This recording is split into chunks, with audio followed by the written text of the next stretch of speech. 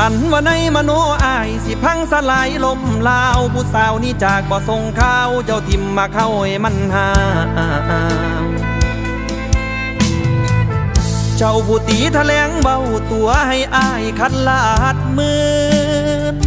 หลงหักเจ้าลายหักเจ้าลายจนว่าเอาคืนบ่ได้